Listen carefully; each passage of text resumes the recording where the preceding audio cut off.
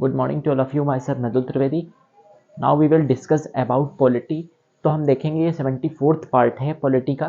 तो हम देखेंगे कि what do you mean by article 23 and article 24. हमने इसके पहले वीडियोस में डिस्कस किया था अबाउट आर्टिकल 22. अब हम डिस्कशन कर रहे हैं अबाउट आर्टिकल 23 एंड आर्टिकल 24. ये जो आर्टिकल है ये रिलेटेड है किससे, जो कि हमारा फंडामेंटल राइट है, right against exploitation. Right against exploitation मतलब जब किसी व्यक्ति के साथ कुछ भी अत्याचार हो रहा है, इन सारी चीज़ों के लिए, उसको एक्सप्लॉयट करने के लिए उसके अगेंस्ट में ये राइट्स रखे गए हैं.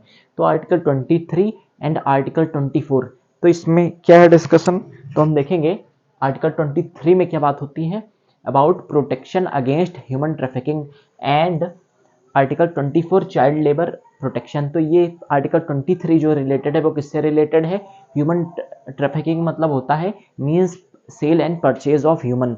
मतलब बहुत लोग ऐसा करते हैं, बहुत अब तो नहीं होता है, कि बहुत पहले ये हुआ करता था कि ब्रिटिश कॉलोनीज से भी पहले से बहुत सारे राजा लोग, और बहुत समय से ये चला आ रहा है कि लोगों को इधर उधर बेचा जाता था, कि बहुत गरीब आदमी है तो उसको उठा करके बेच दिया और फिर उससे मजदूरी करवा रहे हैं. तो ये सारी जो चीज़ें होती है ह्यूमन ट्रैफिकिंग, इनके लिए सख्त कानून बनाए गए हैं और इनके लिए अलग से एक आर्टिकल रखा गया, आर्टिकल 23, जिसमें प्रोटेक्शन अगेंस्ट ह्यूमन ट्रैफिकिंग रखा गया है.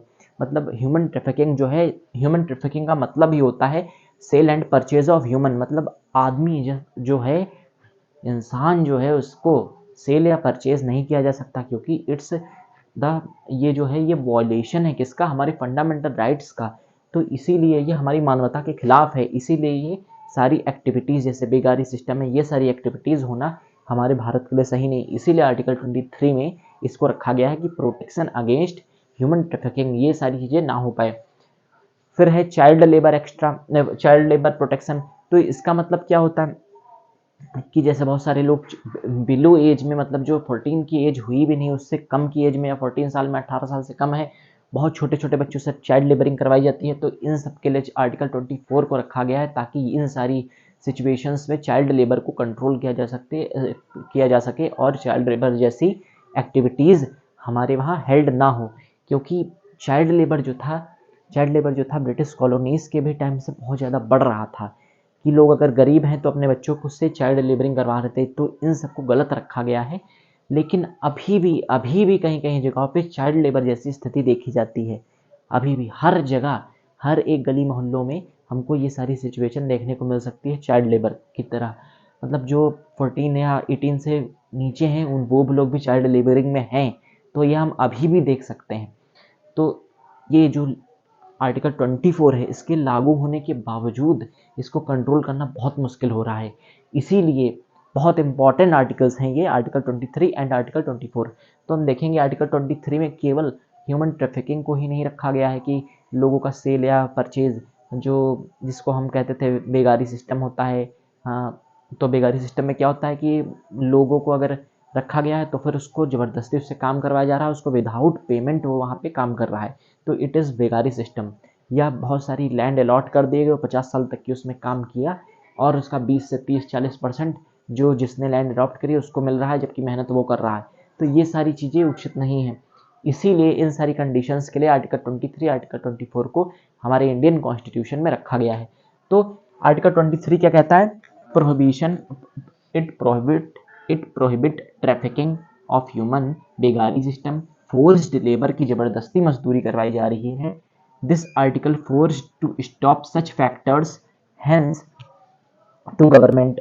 मतलब क्या है कि ये आर्टिकल्स जो हैं गवर्नमेंट को फोर्स करते हैं कि इन सारे फैक्टर्स को रोका जाए, क्योंकि ये हमारे समाज के लिए, सोसाइटी के लिए कलंक है. इसीलिए इन सारे फैक्टर्स को रोकने के लिए ये आर्टिकल्स क्या करते हैं, फोर्स करते हैं to the government to stop such factors. फिर हेंस, तो इसके लिए गवर्नमेंट ने क्या किया है, hence parliament implemented immoral trafficking 1955 सीता एक्ट है. तो इसमें क्या है, इसमें जो ह्यूमन ट्रैफिकिंग है उसके अगेंस्ट काम होता है और ह्यूमन ट्रैफिकिंग को बहुत ज़्यादा जुर्म में लिया जाता है यहाँ की, और कठिन से कठिन उनके खिलाफ कार्रवाई होती है अंडर आर्टिकल 23. तो ये जो इमोरल ट्रैफिकिंग एक्ट है इमोरल ट्रैफिकिंग 1955 सीता एक्ट है, इसके जरिए ये जो ह्यूमन ट्रैफिकिंग जैसी सिचुएशंस हैं कंट्रोल कर रही है हमारी गवर्नमेंट। तो हम ये हो गई फर्स्ट पॉइंट हो गया। फिर ये तो आर्टिकल 23 क्लॉज 1 है। फिर आर्टिकल 23, ये तो हो गया टोटल आर्टिकल 23 क्लॉज 1। फिर आर्टिकल 23 क्लॉज 2 क्या कहता है, तो it says that state can impose compulsory for public service without discriminating race, religion, race, caste means army service in emergency. इसका मीन्स क्या है, तो हम देखेंगे कि जैसे हम ब्रिटेन और इजराइल की अगर बात करें, अगर हम ब्रिटेन और इजराइल की बात करें तो हम देख सकते हैं कि वहाँ पे जब भी कोई भी क्रिटिकल सिचुएशंस होती हैं या वहाँ पे हम ये भी देखने को मिलता है क्रिटिकल सिचुएशंस में ही नहीं बल्कि हर व्यक्ति के लिए, इजराइल में खासकर हर व्यक्ति के लिए ये कंपलसरी है, हर पर्सन के लिए कंपलसरी है कि वो 3 इयर्स की क्या करेगा, प्रॉपर ट्रेनिंग उसको दी जाएगी। किसकी? आर्मी की। क्योंकि कभी भी क्रिटिकल सिचुएशन हो सकती है हमारी लाइफ में, तो उसके लिए वो लोग तैयार हो, इसीलिए हर व्यक्ति को वहाँ पे प्रॉपर ट्रेनिंग दी जाती है 3 साल के लिए, जो कि सबके लिए कंपलसरी होती है। For every citizen it is compulsory in Israel. Britain में भी ये देखने को मिलता है, लेकिन तो हमारे इंडिया में आर्टिकल 23 क्लॉज 2 में ऐसा तो नहीं रखा गया है कि कंपलसरी है कुछ 3-4 सालों के लिए, हाँ, कि वो आर्मी सर्विस ज्वाइन ही करे, हाँ, और वहाँ पे रहे और ट्रेनिंग करे। लेकिन कहा गया है कि जब कोई क्रिटिकल ऐसी सिचुएशंस होगी तो वहाँ पे रिलीजन, रेस, कास्ट, इन सारी चीज़ों के लिए कोई भी डिस्क्रिमिनेशन नहीं होगा कि मतलब कोई किसी को बुला रहा है, ये सब नहीं। वहाँ पे अगर गवर्नमेंट चाहे तो डिस्क्रिमिनेट कर सकती है। वहाँ पे अगर गवर्नमेंट चाहे तो ये ध्यान में रखा जाएगा कि कौन पुअर है कौन रिच है, कुछ नहीं। मतलब वहाँ पे अगर, क्योंकि वहाँ पे जो सर्व करना है वो अपनी कंट्री को करना है। अगर कोई भी क्रिटिकल सिचुएशन आती है, जैसे कि वॉर्स टाइप की अगर सिचुएशन हो जाए, युद्ध होने वाला है, तो वहाँ पे हर व्यक्ति का, एवरी सिटीज़न अगर चाहे तो, और उनके लिए ये सारी कंपलसरी चीज़ें हैं। अगर ऐसी कोई क्रिटिकल सिचुएशन इमरजेंसी वाली आ जाती है तो हर व्यक्ति को बॉर्डर पर जाना ही पड़ेगा और वहाँ पे आर्मी सर्विस को ज्वाइन करना पड़ेगा। ये हमारे इंडिया में आर्टिकल 23 क्लॉज 2 में लिखा हुआ है। लेकिन क्योंकि हमारी जो आर्म्ड फोर्सेज हैं वहाँ पे इतने सारे लोग हैं जिसकी ज़रूरत तो नहीं पड़ती, लेकिन अगर कभी ऐसी कंडीशन बनेगी तो हर व्यक्ति को आर्मी की सर्विस में जाना ही पड़ेगा। During the wars of Jones, इन सब में हम देख सकते हैं। तो it says that state can impose compulsory, मतलब स्टेट इम्पोज कर सकता है compulsory for public services without discriminating race, religion, race, caste, मतलब रेस, कास्ट, रिलीजन, इन सब के को ना ध्यान में रखते हुए, इन सब के आधार पे नहीं, मतलब सबके लिए कंपलसरी कर सकता है। कब? पब्लिक सर्विस में। मतलब जब बात वेलफेयर की बात हो हमारे नेशन की, जब हमारे वेलफेयर की बात हो नेशन की, जब ऐसी कोई कंडीशन बने, आर्म्ड फोर्सेस कम पड़ रही हैं, तो एवरी सिटीजन जो है, हर व्यक्ति भारत का, उसको जा सकता है। अगर गवर्नमेंट चाहे तो इम्पोज कर सकती है, वहाँ पे कंपलसरी जाना होगा बॉर्डर पे, और वो आर्मी सर्विस कुछ समय के लिए ज्वाइन करेगा। क्योंकि वहाँ पे ऐसी हमारे इंडिया में अगर क्रिटिकल सिचुएशन आती है तो ये आर्टिकल 23 क्लॉज 2 है। गवर्नमेंट अगर चाहे तो इम्पोज कर सकती है, लेकिन ऐसी अभी तक की कोई ज़रूरत पड़ी नहीं है। अब हम बात करेंगे आर्टिकल 24 की। तो मैंने बताया था prohibition of child labour below age 14। Article 24 में लिखा हुआ है कि जो बिलो एज 14 साल, 14 साल से कम उम्र के बच्चों के लिए, 14 साल से कम उम्र के बच्चों के लिए प्रोहिबिशन किया गया है चाइल्ड लेबर के लिए।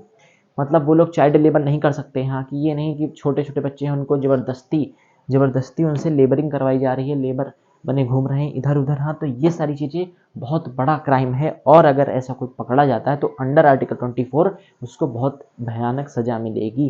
तो ये जो है ये हमारे लिए क्या है, अगेंस्ट ह्यूमैनिटी है, मानवता के खिलाफ चीज़ें हैं। और तो लेकिन इसमें 2 कैटेगरीज रखे हैं। बिलो 14 नो चाइल्ड लेबर, मतलब अगर 14 साल से कम, 14 साल के से भी कम उम्र की अगर हो तो फिर क्या है, below 14 age no child labour, मतलब कोई भी तरह से काम नहीं कर सकते, लेबरिंग वगैरह ये सब जो है कुछ नहीं कर सकते। लेकिन होता है कहीं कहीं जगहों पे। तो चाइल्ड लेबरिंग बिलो 14 ईयर्स तो बिल्कुल बैन है। फिर अंडर 14 to 18 यहाँ पे नो वर्क इन इंडस्ट्रीज, मतलब बिलो 14 वाले तो नहीं करेंगे, और 14 से 18 के बीच इंडस्ट्रीज में तो नहीं वर्क करेंगे। मतलब जैसे छोटी मोटी दुकानों वगैरह पे अगर 14 साल से बड़े हैं तो काम करना है तो मान लिया ठीक है, लेकिन 14 साल से 18 के बीच में हो और इंडस्ट्रीज़ में वर्क कर रहे हो, तो इंडस्ट्रीज़ में होता यह है कि वहाँ पे बहुत सारी ऐसी गैसेस प्रोड्यूस होती हैं, वहाँ का माहौल ठीक नहीं होता, जिसकी वजह से बहुत सारी गैसेस होती हैं, जिसकी वजह से अगर इतनी कम उम्र में 14 से 18 के बीच में, तो बहुत सारी क्रिटिकल जो हैं बीमारियां हो सकती हैं, जिसकी वजह से जो व्यक्ति है उसकी जान भी जा सकती है। इसीलिए क्योंकि 14 साल से 18 साल तक की बच्चा जो होता है कमज़ोर होता है, यहाँ तो माना गया कि पूरी तरह से तो बड़ा हुआ नहीं है, तो इसीलिए 14 साल से 18 के बीच में भी इंडस्ट्रीज़ में वर्क करना बहुत ही हानिकारक है, क्योंकि ये भी अगेंस्ट ह्यूमैनिटी है।